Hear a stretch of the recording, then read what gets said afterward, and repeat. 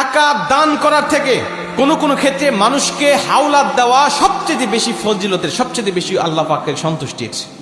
নবীজি বলছেন, আমি যখন জান্নাতের গেটে ঢুকতেছিলাম তখন জান্নাতের গেটে দেখেছি যে আল্লাহ পাক দান করলে 1 গুণ সওয়াব দেয়, আর মানুষকে স্থান কাল পাত্র ভেদে কর্জে হাসানা দিলে 10 গুণ পর্যন্ত সওয়াব দান করে দেয়।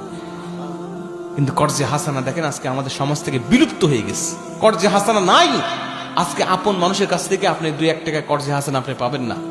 এর জন্য অবশ্য নিজেরাও দায়ী আছি আমরা, কারণ আমরা যখন কর্জে হাসানা নেই তখন আর সহজে আমরা ফেরত দেই না। যে ডেটটা দেওয়ার কথা ওই ডেটে আমরা খুঁজি নেই না, আমরা ফোন প্রয়োজনে বন্ধ করে রেখে দেই, ফোন দিলে যেন আমাকে না পায়।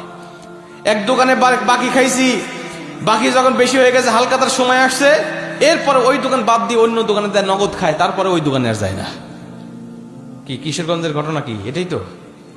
এরকমই বাকি খাইতে খাইতে সব শেষ, ও লোকটাও বাকি দিয়েছে।